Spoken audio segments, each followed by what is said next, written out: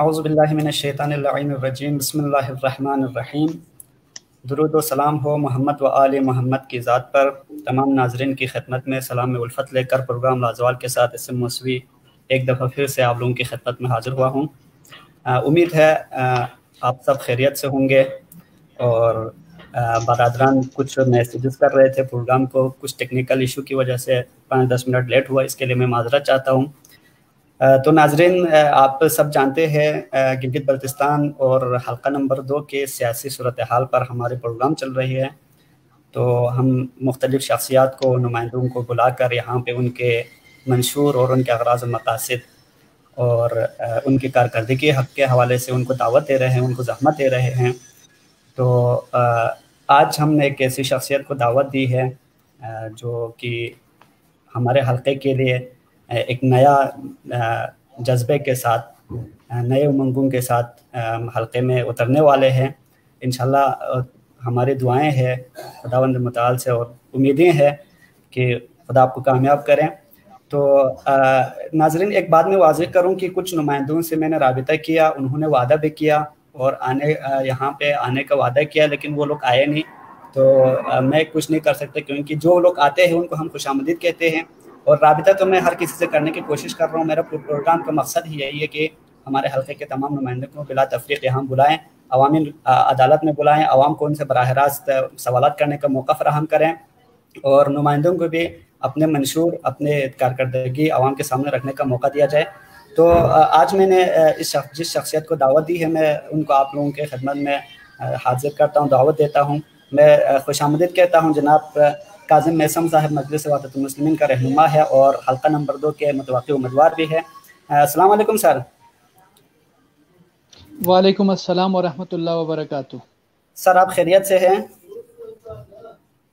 الحمدللہ سید، آپ کی دعاؤں سے پروگرام لازوال میں آپ کو انتہائی خوش آمدید کہتا ہوں۔ آپ نے اپنے گناگون مصروفیات میں سے وقت نکال کر تشریف لائے، اس کا میں انتہائی شکر گزار ہوں آپ کا۔ بہت شکریہ سید آپ کا بھی کہ سر جی، آپ کو فراہم کیا۔ بہت شکریہ سر۔ آپ کے علم میں ہے کہ کچھ دنوں سے یہ پروگرام لازوال میں مختلف شخصیات کو جو کہ ہمارے حلقے کے نمائندے ہیں ان کو بلا کر سیاسی صورتحال پر گفتگو کر رہا ہوں۔ تو آج نوبت آپ کی تھی، تو آپ کو زحمت دی تھی۔ تو سب سے پہلے میں آپ سے گزارش کروں گا کہ آپ اپنے متعلق ہمارے ناظرین کو کچھ بیان کریں، کچھ وضاحت کریں کہ آپ جو ہے سیاست کا انتخاب کیوں کیا آپ نے؟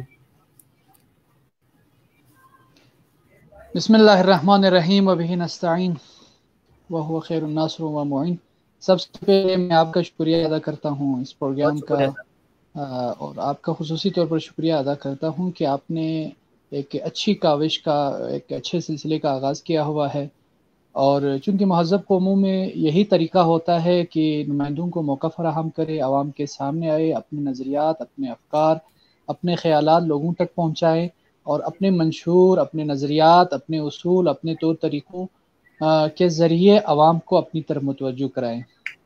اور اس میں نئی ٹرینڈ سیٹ کرنے کی آپ نے جو کوشش کی ہے، یہ بہت اچھی کوشش ہے، اور میں ایک دفعہ پھر آپ کا شکریہ ادا کرتا ہوں۔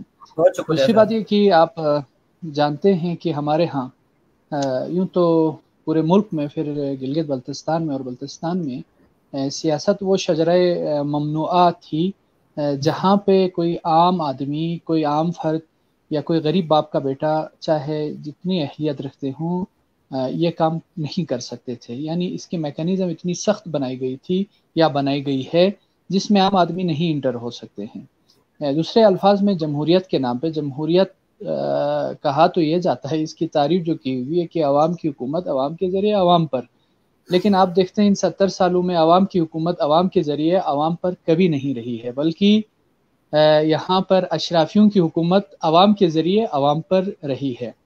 تو ایسے میں مجلس وحدت مسلمین ایک سیاسی مذہبی جماعت ہے۔ اس سیاسی مذہبی جماعت کی یہ کوشش ہے، یہ کاوش ہے کہ عوام کی حکومت صالح عوام کے ذریعے عوام پر ہی ہو۔ لہٰذا اس کے ذریعے، اس جمہوری عمل کے ذریعے ہماری جماعت کی کوشش ہے کہ ایسی اصلاحات لائیں معاشرے میں عدل و انصاف کا قیام عمل میں لایا جا سکے، معاشرے میں احتساب کا عمل ہو، معاشرے میں جرائم کا خاتمہ ہو، معاشرے میں ترقی اور پیش رفت ہو، چنانچہ میں نے سوچا، بائی پروفیشن تو میں ایک لیکچرر تھا، آپ جانتے ہیں، تعلیم و تدریس سے منسلک تھا. جب میں نے دیکھا اپنے حلقے میں گوناگوں مسائل ہے اور روایتی سیاستدان اٹھ کے آتے ہیں عوام کو الیکشن کے دنوں میں سبز باغ دکھاتے ہیں، اور پھر الیکشن ختم ہونے کے بعد 5 سالوں کے لیے منظر سے مکمل طور پر غائب ہوتے ہیں اور عوام کو لاوارث چھوڑ دیتے ہیں. عوام کے دکھ میں، درد میں، پریشانی میں شامل ہونا تو کجا اے ڈی پی سے ہٹ کر ان کی مصروفیت نہیں ہوتی، اور ان کی ترجیحات اپنے دائیں بائیں افراد، چونکہ جیسا کہ میں نے عرض کیا کہ یہ ایسی میکینزم اتنی سخت بنائی گئی ہے کہ عام افراد نہیں آ سکتے. روایتی سیاستدان آ سکتے ہیں، اور روایتی سیاستدان روایتی انداز میں ہی سیاست کرتے ہیں، کرتے چلے آ رہے ہیں. تو اپنی روایتی سیاست کے ذریعے 5 سال کی مدت پوری کر کے چلے جاتے ہیں، اور جب نئے الیکشن کا وقت آتا ہے تو پھر خوبصورت نعروں کے ساتھ سبز باغ دکھا کے پھر یہ بیچارے عوام کو مجبور کرتے ہیں اور دوبارہ اقتدار میں آ جاتے ہیں. یہ ایک سلسلہ 70 سالوں سے چلا آ رہا تھا. تو پھر بحیثیت کہ تعلیم و تدریس سے منسلک فرد میں نے سوچا کہ دوسروں پر تنقید کرنے، دوسروں پر باتیں کرنے سے زیادہ بہتر ہے کہ اپنے حصے کی کوئی شمع جلانے کی کوشش کریں. کہ جب ہم سیاست کی بات کرتے ہیں تو سیاست اصلاح معاشرے کا نام ہے. سیاست مطلب معاشرے کی مینجمنٹ کا نام ہے، مدیریت کا نام ہے، معاشرے کو ترقی و پیشرفت کی طرف لے جانے کا نام ہے. اس میں میں سمجھتا ہوں کہ ہم سے زیادہ کوئی بہتر انداز میں نہیں لے کے جا سکتے، جو دنیا کی نظریات بھی جانتے ہیں، دنیا کی سیاست سے بھی واقف ہیں، اور واقعی عوامی مسائل سے ہم آگاہ و آشنا بھی ہیں، اور ہم عوام کے درمیان رہنے والے ہیں. ہمارا تعلق اشرافیہ سے نہیں ہے، عام عوام سے ہمارا تعلق ہے. تو ہم عوام کے دکھ کو بھی جانتے ہیں، ہم درد کو بھی جانتے ہیں، پریشانیوں کو بھی جانتے ہیں، مسائل کو بھی جانتے ہیں، اور ان پریشانی، مشکلات، مسائل کے حل بھی ہم بہتر سمجھتے ہیں اور ہمارے پاس بہتر ہیں. تو چنانچہ ان خواہشات، آرزو، ارمانوں کی بنیاد پر میں نے ارادہ کیا کہ سیاست کا رخ کریں. انشاءاللہ میری جماعت کی قیادت نے یہ جو فیصلہ کیا ہے، اور اچھا فیصلہ ثابت ہوگا وقت آنے پر، کیونکہ بہت سارے معاملات ایسے ہیں جس میں ہماری جماعت کی طرف سے زیرو ٹالرنس ہے، جس میں خود کرپشن ہے، اقربا پروری ہے، اور روایتی سیاست ہے. ان حوالوں سے تو زیرو ٹالرنس ہے. لہٰذا میں نے ارادہ کیا کہ ایک خدمت ہے، عوام کی خدمت کے لیے اپنے آپ کو پیش کروں، حلقے کی ترقی و پیشرفت کے لیے اپنی انرجیاں، اپنی توانائیاں اور اپنی لیاقت و صلاحیت کو یہاں پہ منوانے کی کوشش کروں. ان ارادوں کے ساتھ انشاءاللہ اس میدان میں اترے ہیں. باقی عوام فیصلہ کریں گے کہ کس کو یہ خدمت کا موقع دینا ہے اور کس کو اہل سمجھتے ہیں. ٹھیک ہے سر، بہت شکریہ. آپ کا جو ابھی ہمارے حلقے میں اور پورا بلتستان بھر میں یا پورے گلگت بلتستان کے لیول پر اگر دیکھا جائے تو سب کے رجحان یہ ہوتا ہے، سب کا یہ کہنا ہے کہ جو وفاق میں حکومت ہے اس پارٹی کو جوائن کرنا چاہے، اس پارٹی کے ساتھ الیکشن لڑنا چاہیے. تو آپ کا جو ہے نا، آپ تو پہلے ماشاءاللہ سے کافی مصروف بھی تھے، آپ کے ایک الگ پہچان تھی، لیکن آپ نے ان سب کو چھوڑ کے سیاست میں اور سیاست کے انتخاب کے لیے آپ نے مجلس وحدت المسلمین کے انتخاب کیوں کیا؟ کیا ایک وفاق کے جماعت کے ساتھ الیکشن لڑنا یہ آپ کے نظر میں اس کو کیسے دیکھا جاتا ہے؟ آپ اس کو کیا سمجھتے ہیں؟ جی ہاں، میں واضح طور پر یہ چیلنج دے سکتا ہوں الحمدللہ باقی ساری جماعتوں کو، کیونکہ ایک حدیث بھی ہے، قول بھی ہے کہ آزمائے ہوئے کو آزمانا جہالت ہے. تقریباً جتنی پارٹیاں، جماعتیں یہاں پر رہ چکی ہیں وہ حکومتیں بھی کر چکی ہیں، اور کئی بار حکومت کرنے کے باوجود بھی ان کے پاس ایسا کوئی حل نہیں تھا کہ اس خطے کی، اس علاقے کی تقدیر کو بدل سکیں. جن جماعتوں کا اگر میں یہاں نام لوں تو میرے خیال سے کوئی غلط بات نہیں ہوگی. پاکستان پیپلز پارٹی کی اگر ہم بات کریں تو آپ کو معلوم ہے کہ 5 سال پہلے کی جب ان کی یہاں پر حکومت تھی گلگت بلتستان میں، پورے پاکستان میں، اور اسی حلقے میں ان کے وزیر بھی موجود تھے، آپ جانتے ہیں، میں نام نہیں لیتا ہوں، اسپیسیفک نہیں ہوتا ہوں، میں جنرل باتیں کرتا ہوں. تو پیپلز پارٹی کی حکومت تھی، تیسری مرتبہ پیپلز پارٹی کو یہاں پہ حکومت کو موقع ملا 15 سال، لیکن وہ اس علاقے کی تقدیر کو نہیں بدل سکی. نون لیگ کو 2 مرتبہ یعنی 10 سال ملی. اسی طرح باقی وفاقی سیاسی جماعتوں کو یہاں پہ کام کرنے کا موقع عوام نے دیا.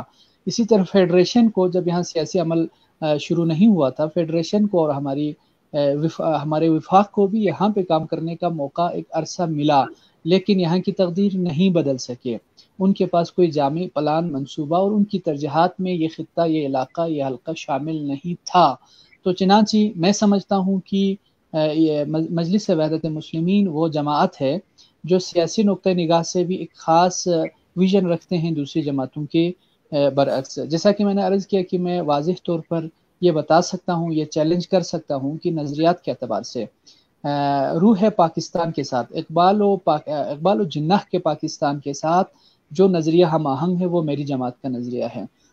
باقی جماعتوں کے نظریات اور منشور میں نسب اللہ کے آپ دیکھیں تو آپ کو ڈائلیکٹک مٹیریلزم کی باتیں آپ کو وہاں پہ آپ کو ملیں گی، لیکن جن مقاصد کے لیے اس مملکت خداداد پاکستان کو معرض وجود میں لایا گیا، ان نظریات پہ چلنے کے لیے کوئی سیاسی جماعت اپنے منشور میں یہ چیزیں شامل کرنے کے لیے تیار نہیں ہے۔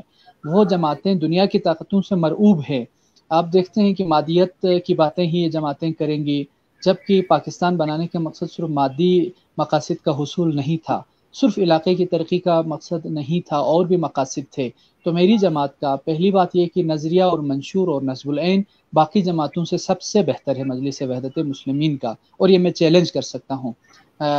تقابلی جائزہ بھی آپ لے کے دیکھ سکتے ہیں کہ باقی جماعتوں کا نظریہ کیا ہے اور میری جماعت کا نظریہ کیا ہے۔ دوسری بات یہ کہ میری جماعت کی قیادت، میں لوکل قیادت کی بات کریں یا پاکستان کی قیادت کی بات کریں، اپنی توان اور اپنی بساط کے مطابق جتنی قربانی میری جماعت کے سربراہان نے دی ہے کوئی اور جماعت کے سربراہ نہیں دے سکے ہیں عوام کے لیے اب تک۔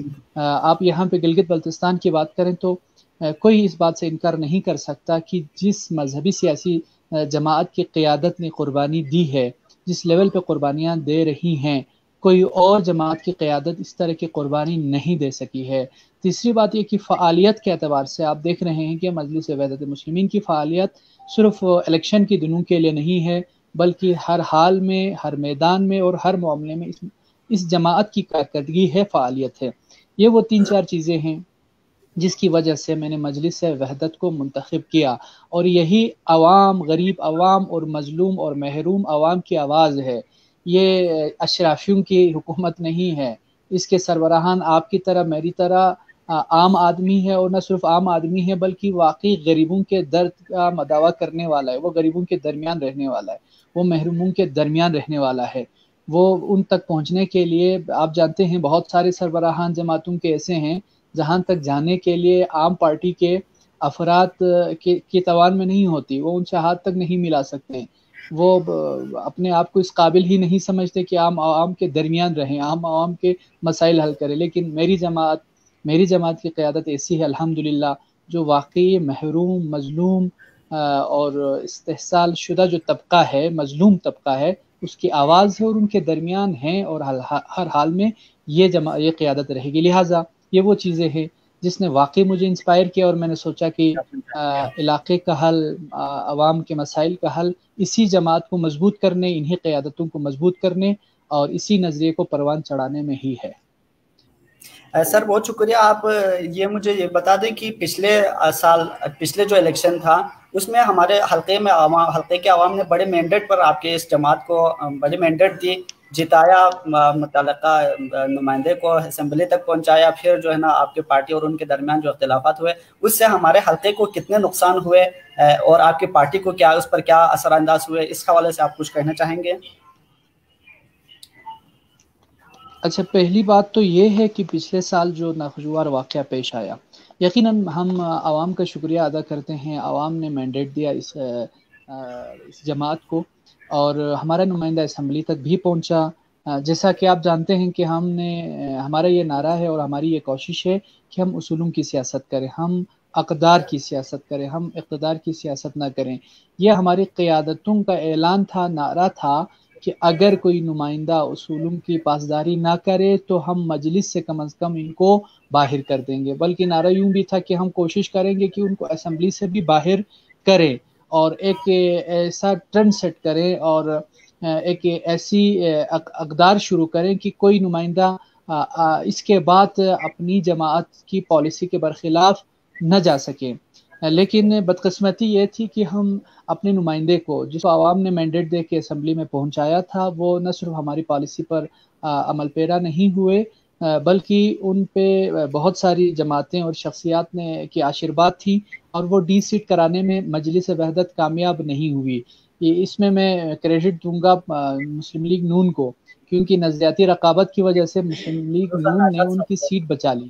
اگر ڈی سیٹ ہو جاتی اور ضمنی انتخابات ہو جاتے تو پھر حقیقی لیڈرشپ پھر سامنے آ جاتی، اصولوں کی سیاست ہوتی۔ خیر یہ نہیں ہو سکا، 5 سال کی مدت پوری ہو گئی، تو ابھی جو عوام نے جو مینڈیٹ دے کے جس نمائندے کو اسمبلی تک پہنچایا، مجلس وحدت سے ان کو باہر نکالا ہے، مجلس وحدت سے ان کی رکنیت ختم کر دی ہے، نہ کہ اسمبلی سے۔ کیا وہ ان 5 سالوں میں اسمبلی کے رکن تھے کہ نہیں تھے؟ ان 5 سالوں میں کیا ان کی جیسے بھی رہی ہے پروگریس رہی ہے کہ نہیں رہی ہے؟ عوام جس طرح کہہ رہے ہیں کہ مجلس وحدت سے ان کی رکنیت ختم کرنے یا مجلس وحدت سے ان کی علیحدگی کے بعد کیا وہ اسمبلی ممبر تھا کہ نہیں تھا، ان کے بقول تو تاریخ میں اتنا کام نہیں ہوا ہے جتنے کام ان کے اس دور میں ہوا ہے۔ دوسرا سوال یہ ہے کہ کیا مجلس وحدت کو عوام یا آپ یہ کریڈٹ دینے کے لیے تیار ہے کہ نہیں ہے کہ مجلس وحدت نے ایک نئی ٹرینڈ سیٹ کرنے کی کوشش کی تھی، روایتی سیاست کو ختم کر کے الیکٹیبلز کو اسمبلی تک پہنچانے والی سیاست کو ختم کر کے ایک نئے بندے کو متعارف کرانے کی کوشش کی تھی، جنہوں نے حلف لے کے اصول کی پاسداری، جماعت کی پاسداری، جماعت کے نظریات کی پاسداری کی بات کی تھی، لیکن وہ کر نہیں سکے۔ لہٰذا ہم سمجھتے ہیں اس کے باوجود کہ مجلس کے ساتھ وہ بندہ نہیں چل سکا، اسمبلی کے رکن تو تھے اور اپنی جگہ پہ کچھ کوششیں ان کی طرف سے رہی ہے حلقے کے حوالے سے، تو میں نہیں سمجھتا ہوں کہ وہ کاوشیں جو حلقے کے حوالے سے ان کی رہی ہے وہ ان کی ذاتی کاوش تھی، وہ عوام کی مینڈیٹ ہی کا نتیجہ تھا جو کام ہوئے ہیں۔ یہ کریڈٹ عوام کو دینا چاہیے اور عوام کو ملنا چاہیے کہ جو چھوٹے موٹے جتنے کام ہوئے بھی ہیں تو یہ کریڈٹ رکن اسمبلی کو نہیں، اس عوام کو جاتا ہے۔ دوسرا یہ کہ اس حوالے سے میں یہ کلیئرلی عرض کرنا چاہتا ہوں کہ یہ مجلس وحدت مسلمین کی جماعت یا ہماری قیادت ان 5 سالوں میں، ٹھیک ہے ہم نے رکنیت ختم کرنے کی کوشش ضرور کی ہے، لیکن کیا جماعت ان 5 سالوں میں قوم پر جتنے مسائل آئے، ایشوز آئے، خواہ وہ انفرادی سطح کے ہوں، خواہ وہ اجتماعی سطح کے ہوں، خواہ وہ عوامی سطح کے ہوں، ان ایشوز پہ ہماری قیادت میدان میں رہی کہ نہیں رہی؟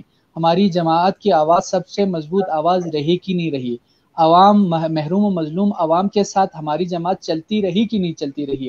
اور میں یہ کہنے میں حق بجانب ہوں کہ اس کے باوجود کہ رکن اسمبلی نے ہم سے غداری کی، جماعت کو چھوڑ کے چلے گئے، خیانت کی، اس کے باوجود بھی یہ جماعت عوام کے درمیان رہی ہے، عوام کے دکھ درد میں اور مسائل میں یہ جماعت حاضر رہی ہے، اور یہ اعزاز اس جماعت کو بھی حاصل ہے۔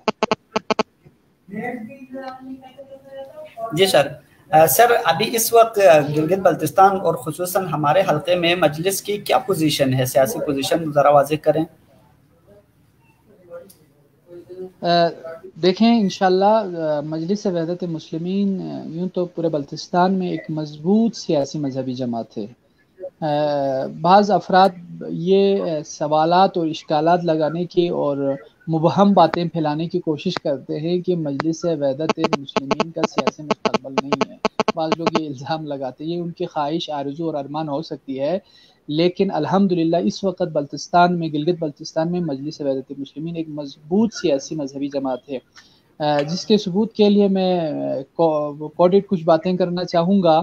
وہ یہ کہ اب بھی ہم الیکٹیبلز کو لے کے آئے تو بڑے بڑے الیکٹیبلز الحمدللہ اس وقت ہماری قیادت سے رابطے میں ہیں، الیکٹیبلز کی کوشش ہے کہ وہ مجلس وحدت کے ٹکٹ سے لڑے، یعنی جتنی کوششیں مجلس وحدت کی ٹکٹ لینے کے لیے الیکٹیبلز کر رہے ہیں، کسی اور جماعت کے ٹکٹ کے لیے الیکٹیبلز نہیں کر رہے ہیں سوائے وفاقی جماعت کے۔ تو اس سے اندازہ ہو رہا ہے کہ مجلس وحدت ایک مضبوط سیاسی مذہبی جماعت ہے۔ دوسرا، آپ میڈیا میں دیکھ رہے ہیں کہ جتنی جماعتیں ہیں ان کے طرف سے، ان کے سربراہان کی طرف سے بیانات مجلس وحدت مسلمین کے خلاف ہی آ رہے ہیں، یعنی سبھی یہی کہہ رہے ہیں کہ ہمارا مقابلہ مجلس وحدت مسلمین سے ہے۔ یہ اس بات کی دلیل ہے اس وقت مجلس وحدت مسلمین مضبوط ترین سیاسی مذہبی جماعت ہے، اور انشاءاللہ ہم اصولوں کی بنیاد پر اور اقدار کی بنیاد پر ہم اپنی ایفرٹ جاری رکھیں گے۔ اور حلقہ نمبر 2 کے حوالے سے یہ میں آپ کو بتانا چاہوں گا، انشاءاللہ حلقہ نمبر 2 کے عوام مظلوموں کی آواز ہے، حلقہ نمبر 2 کے عوام باشعور عوام ہیں، حلقہ نمبر 2 کے عوام واقعی چاہتے ہیں کہ ایسی سیاست ہو جس میں اصلاح ہو، ایسی سیاست ہو جو واقعی عوامی سیاست ہو، جو غریبوں کی سیاست ہو، جو محروم و مظلوم طبقے کی سیاست ہو۔ حلقہ نمبر 2 کے عوام اب کسی الیکٹیبلز کو نہیں آنے دیں گے، حلقہ نمبر 2 کے عوام کسی پیراشوٹرز کو آنے نہیں دیں گے، حلقہ نمبر 2 کے عوام سیلف میڈ اور ڈون ٹو ارتھ واقعی جو عوامی نمائندہ ہے ان کو انشاءاللہ آنے دیں گے، اور اس میں مجلس وحدت المسلمین کی پوزیشن حلقہ نمبر 2 میں بالخصوص الحمدللہ بہت اچھی ہے، اور ہم مطمئن ہیں اس حوالے سے، کیونکہ ہماری قیادت ہی اور ہماری جماعت ہی ان مظلوم محروم غریب عوام کی آواز ہے، اور ہر دکھ درد میں ہماری جماعت کھڑی ہے اور رہے گی۔ سر جی، جیسے کہ آپ نے بھی کہا، مجھے بھی اس چیز کا اندازہ ہو رہا ہے کہ مجلس وحدت المسلمین کے سیاسی کیمپین کے حوالے سے میں دیکھ رہا ہوں کوئی اتنی زیادہ ایکٹیویٹی نظر نہیں آ رہی حلقے میں، لیکن دوسرے جماعتیں جو ہے نا سر توڑ کوششیں کر رہی ہے، اس کے باوجود بھی ان کے جو ذمہ داران ہیں ان کی طرف سے ان کو ایک دل میں ایک خوف ہے کہ بھائی ہمارے جو ہے نا مقابلہ وحدت کے ساتھ ہے۔ تو یہ کون سی وجوہات ہے نا آپ کے کیمپین اتنے زیادہ نظر نہیں آ رہے، جبکہ دوسرے نمائندگان کو اپنے ہوم اسٹیشن میں بھی گھر گھر جا کر ڈور ٹو ڈور وزٹ کرنا پڑ رہا ہے اور بہت کچھ سننا پڑ رہا ہے، لیکن آپ کے ساتھ کچھ ایسے واقعات ہم نے نہیں دیکھے، اور آپ کے زیادہ تر کیمپین بھی ہمارے نظروں میں نہیں آ رہے۔ اس کے باوجود بھی تمام پارٹیاں، تمام جو سیاسی جماعتیں ہیں، سب کے دلوں میں ایک خوف ہے کہ ہمارے مقابلہ جو ہے نا سخت مقابلہ وحدت کے ساتھ ہوگا۔ تو یہ کون سی وجوہات ہیں؟ سید، میں یہاں پہ ایک بات عرض کرنا چاہوں گا کہ مجلس وحدت سے زیادہ ان کو خوف اپنے ماضی سے ہیں، کیونکہ جو شخصیات اس وقت عوام سے ووٹ بٹورنے کی کوشش کر رہے ہیں ان کے ماضی میں جو کارکردگی رہی ہے وہ افسوسناک رہی ہے، یا میں یوں کہہ سکتا ہوں کہ جو جماعت ابھی عوام کو یہ باور کرانا چاہ رہے ہیں کہ حلقے میں خطے میں تبدیلی لائیں گے، ترقی و خوشحالی لائیں گے، الحمدللہ ان میں سے سوائے ایک الیکٹیبلز کے باقی سارے الیکٹیبلز تو مجلس وحدت کے پاس پہلے آ چکے تھے۔ آنے کے بعد انہوں نے کوشش بھی کی تھی کہ مجلس وحدت کے پلیٹ فارم سے الیکشن لڑے۔ دوسرا یہ کہ وہ الیکٹیبلز جو اس وقت حلقے میں سیٹ لینے کی کوششوں میں ہے، سر توڑ کوششوں میں ہے، ان کا شاید زندگی اور موت کا مسئلہ سیاست ہے۔ مجلس وحدت کے نمائندہ یا مجلس وحدت کا مسئلہ سیاست ان کے لیے موت و زندگی کا مسئلہ نہیں ہے، بلکہ خدمت ہمارے لیے موت و حیات کا مسئلہ ہے۔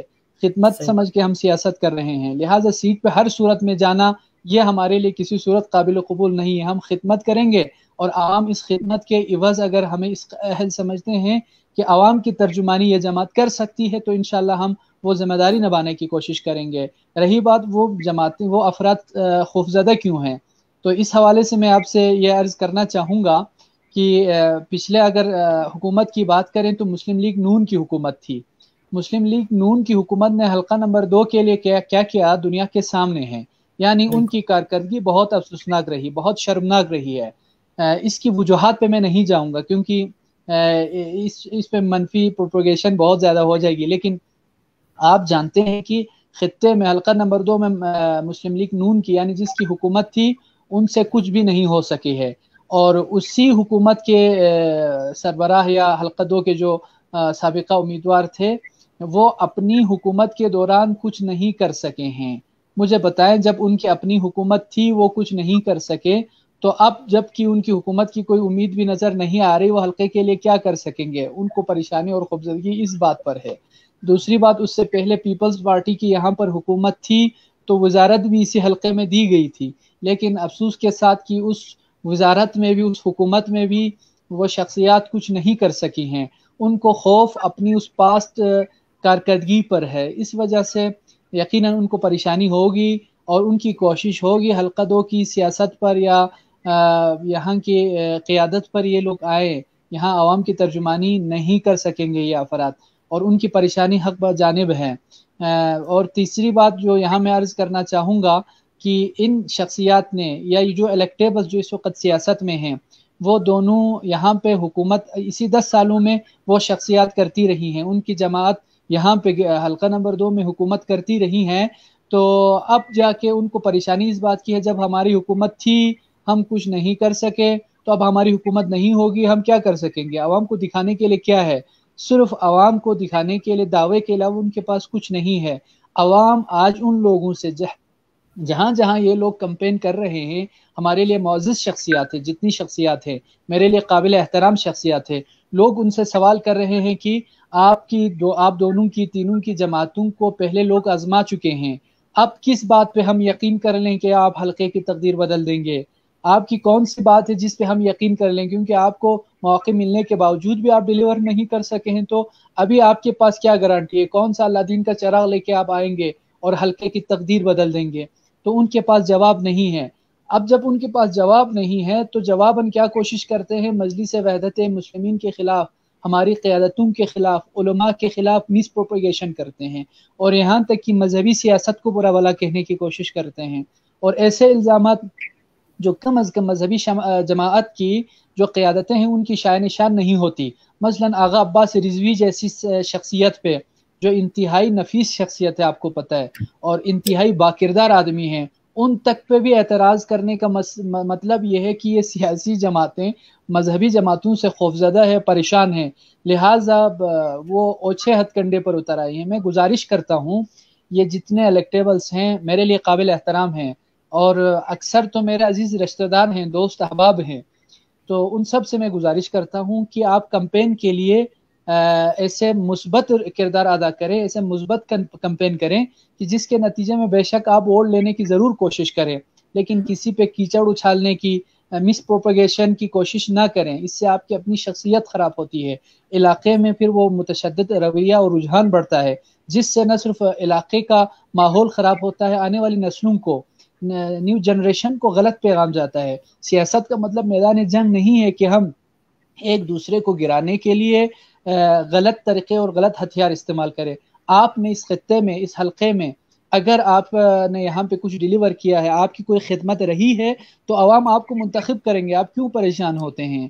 آپ کے ماضی میں اگر آپ نے لوگوں کو اپ لفٹ کرنے کے لیے، علاقے میں ترقی و خوشحالی کے لیے آپ کی قربانیاں رہی ہیں، دکھ درد میں، عوامی مسائل میں، پریشانیوں میں آپ کی جماعت اور آپ ساتھ رہے ہیں، تو پھر عوام آپ کو منتخب کریں گے۔ میں ان تمام معزز سیاستدانوں سے میں ریکویسٹ کرنا چاہتا ہوں کہ خوبصورت انداز میں کمپین کریں، اور عوام کو بھی میں یہاں پہ یہ پیغام دینا چاہوں گا کہ بہت سارے مسائل ابھی الیکشن کے دن جو قریب آتے جائیں گے، سامنے آتے جائیں گے، میں عوام سے یہ گزارش کرنے جاؤں گا کہ جتنے الیکٹیبلز ہیں، جتنی شخصیات یہاں پر ہے جو سیاست کے میدان میں قدم انہوں نے رکھی ہوئی ہے، یہ آپس میں چائے پہ بیٹھتے ہیں، یہ کھانے پہ بیٹھتے ہیں، یہ آپس میں ملتے ہیں، یہ آپس میں جلتے ہیں، ایک دوسرے کے ساتھ ان کے بڑے اچھے مراسم ہیں، یہ اپنے تعلقات خراب نہیں کرتے، یہ اپنی دوستی یاری خراب نہیں کرتے، جبکہ عوام آپس میں لڑتے ہیں۔ خدا کے لیے آپ عوام، یعنی ان سیاستدانوں کے چکر میں، ان کو اس کرسی عہدہ دلانے کے چکر میں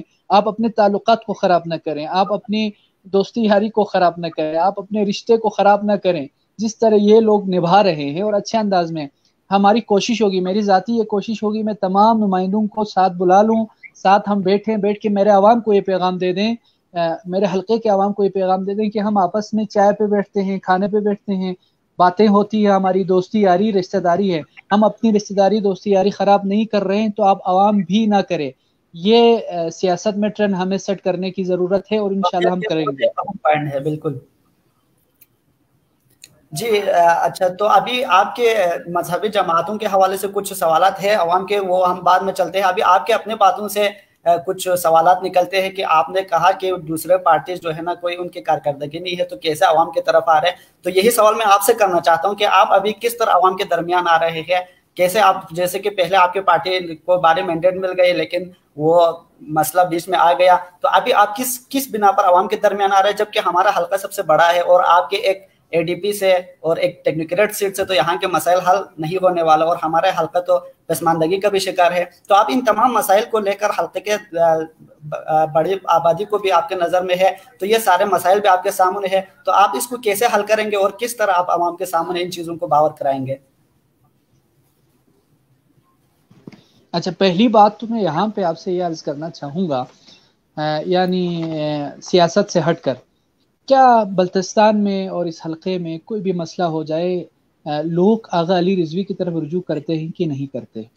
گندم سبسڈی کا ایشو ہو جائے تو آغا علی رضوی، ٹیکس کا مسئلہ ہو جائے تو آغا علی رضوی، زمینوں پہ قبضہ ہو جائے تو آغا علی رضوی، بجلی نہ آئے تو آغا علی رضوی، کسی فرد پہ ظلم ہو جائے تو آغا علی رضوی، کوئی بھی مسئلہ ہو جائے آغا علی رضوی، آغا علی رضوی، آغا علی رضوی اور آغا علی رضوی، یعنی عوام کے دلوں کی ترجمانی ہماری قیادت کرتی ہے الحمدللہ، اور ہماری قیادت ڈیلیور کر رہی ہے۔ میں نے پہلے عرض کیا، انفرادی، اجتماعی اور عوامی مسائل پر جو پورے موقف کے ساتھ، پورے وجود کے ساتھ اگر کوئی قیادت کھڑی ہے تو وہ ہماری قیادت ہے۔ دوسری بات، آپ نے حلقے کی بات کی، حلقے کی آبادی کی بات کی اور اے ڈی پی کی بات کی کہ اس چھوٹی سی اے ڈی پی کے ساتھ، کم اے ڈی پی کے ساتھ اس بڑے حلقے کو کیسے کور کر لیں گے، کس طرح آپ دیکھیں۔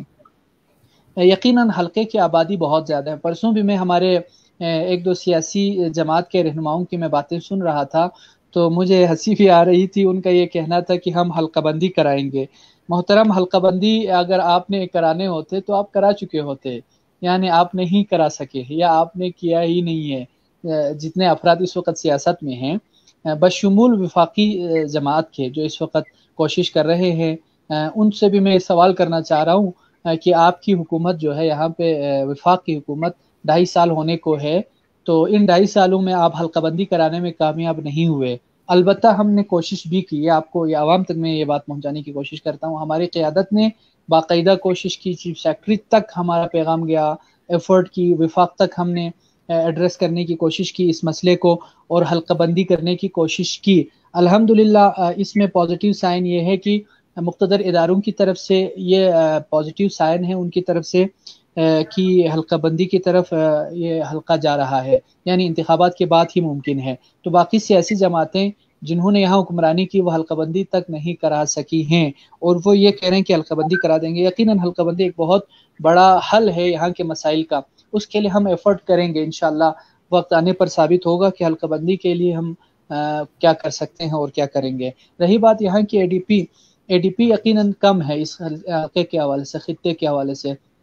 مسائل یہی ہے کہ ہمارا جو نمائندہ ہے، یعنی اس حلقے کا نمائندہ ہمارے سے مراد، کیا اس میں اتنی جان ہے، وہ اتنی اس میں حیثیت ہے کہ وہ اس حلقے کے حوالے سے، اتنے بڑے حلقے کے حوالے سے وہ موجود اپنی حکومت سے، صوبائی حکومت سے اور وفاقی حکومت سے اپنے حقوق کو منوا سکیں، لا سکیں، چھین کے لا سکیں؟ وہ اس صورت میں ہوں گے کہ ایک ایسی جماعت کا فرد ہو جس کے اندر کوئی کمزوری نہ ہو، جس کے اندر واقعی میں وہ طاقت رکھتے ہوں، وہ شعور رکھتے ہوں، وہ جذبہ رکھتے ہوں اور ان کے لیے معنی نہیں رکھتے ہوں کہ یہ کرسی عہدہ کیا چیز ہے۔ ان کے لیے عوام کی خدمت اور یہاں کے مسائل کا حل اگر معنی ہو تو وفاق کو بھی وہ منوا سکتے ہیں، وہ صوبائی حکومت کو بھی منوا سکتے ہیں۔ وہ فرد یہاں کے اے ڈی پی خصوصی پیکیجز کے لیے وہ بات کر سکتے ہیں اور ہو سکتا ہے۔ دوسرا یہ کہ عوام یہ نہیں کہتے کسی بھی سیاسی نمائندے سے کہ اپنی جیب سے دے دے۔ عوام کا ہمیشہ یہ مطالبہ ہوتا ہے کہ عدل و انصاف قائم ہو۔ یہاں پہ اے ڈی پیز کی میں بات کروں تو ہمیشہ اے ڈی پیز کے حوالے سے شپن مارا گیا ہے۔ یہاں پہ عدل و انصاف کا قیام کبھی عمل میں وجود میں نہیں لایا گیا ہے۔ آپ کی جتنی بھی اے ڈی پی بنتی ہے، پہلی بات تو یہ ہے اسی میں عدل و انصاف اگر آپ قائم کر لیں، آپ علاقائی کارڈ کھیلنے کی کوشش نہ کریں، آپ دیگر اقربا پروری کرنے کی کوشش نہ کریں، آپ اپنے عزیزوں کو، اپنے منچلوں کو نوازنے کی کوشش نہ کریں، آپ اے ڈی پی کو عدل اور انصاف کے ساتھ تقسیم کریں تو عوام اس پہ مطمئن ہو جائیں گے اور خدا برکت بھی دیں گے آپ کے اس کام میں۔ دوسری بات یہ کہ اچھی مدیریت ہونی چاہیے، اچھی مدیریت سے حلقے کے مسائل حل ہو سکتے ہیں۔ اور تیسری بات، اچھی حکمت عملی ہو، وسائل کا بہتر استعمال ہو، اور سب سے بڑھ کر یہ کہ کمیونٹی کی انوالومنٹ بہت ضروری ہے۔ ہمارے ہاں ایک یہ مسئلہ اس وقت آ رہا ہے، اس کو ایڈریس کرنے کی ضرورت ہے، سیاسی پارٹیوں کو بھی ضرورت ہے، علماء کو بھی ضرورت ہے، عام عوام کو بھی ضرورت ہے۔ وہ یہ ہے کہ ہر کام میں ہمارے ذہنوں میں، عوام کے ذہنوں میں یہ بات آ گئی ہے کہ اگر رستے سے پتھر بھی ہٹانے ہیں تو پھر سرکار کو بلائیں، سرکاری اداروں کو بلائیں۔ نہیں، کمیونٹی کی انوالومنٹ ضروری ہے کسی بھی خطے کی، علاقے کی ترقی اور پیش رفت کے لیے۔ جب تک کمیونٹی اور عوام اور علاقے کے افراد ان معاملات میں ترقی اور پیش رفت کے میدان میں اگر وہ لوگ خود نہیں اتریں گے اور ان کی کنٹریبیوشن نہیں ہوگی آپ کی اے ڈی پی سے اور پروجیکٹ سے، آپ کے مسائل حل نہیں ہو سکتے۔ اے ڈی پی سے ہٹ کر میں آپ سے عرض کروں کہ جتنے ادارے یہاں پر موجود ہیں، حلقہ نمبر 2 کی میں بات کروں، خواہ وہ صحت کے ادارے ہوں، خواہ وہ تعلیم کے ادارے ہوں، خواہ وہ دیگر ادارے ہوں، جتنے ادارے ہوں، لائف سٹاک کے ادارے ہوں، جتنے ادارے حلقہ نمبر 2 میں ہیں، بغیر کام کے تو بہت سارے مسائل حل ہو سکتے ہیں. ان اداروں کی اچھی مینجمنٹ کے ذریعے آپ معاملات کو حل کر سکتے ہیں. ان اداروں کے پروفیشنلزم کو آپ اپ لفٹ اور بوسٹ کر سکتے ہیں جس کے ذریعے آپ کے مسائل حل ہو سکتے ہیں. اس پہ کبھی توجہ نہیں دی گئی. ہمارے ہاں کیا ہوتا ہے، اداروں میں اپنوں کو نوازنے، ٹرانسفر پوسٹنگ کے پر اپنی ساری توانائیاں اور انرجیاں صرف کرتے ہیں. تو وہ ادارے جنہوں نے کچھ کرنا ہے اور علاقے کے مسائل حل کرنے ہیں، وہ سیاسی نمائندوں کے پوسٹنگ اور ٹرانسفر کے چکر میں ہی وہ ادارے اپنی انرجیاں صرف کرتے ہیں. انشاءاللہ جب ہمیں موقع ملے تو ہم ایسا نہیں کریں گے. ہم پہلی بات تو یہ ہے کہ عدل و انصاف کی بات کریں گے. دوسری بات، ان اداروں میں موجود افراد یا ان اداروں کی پروفیشنلزم کو ہم بڑھانے کی کوشش کریں گے، بہتر کرنے کی کوشش کریں گے. اور بہت سارے کام ایسے ہیں جن میں عوام کی اور کمیونٹی کی انوالومنٹ سے یہ اپ لفٹ ہو سکتے ہیں. اگر میں باری باری عرض کروں، مثلا اس وقت حلقہ نمبر 2 کا سب سے بڑا مسئلہ تعلیم کا مسئلہ ہے.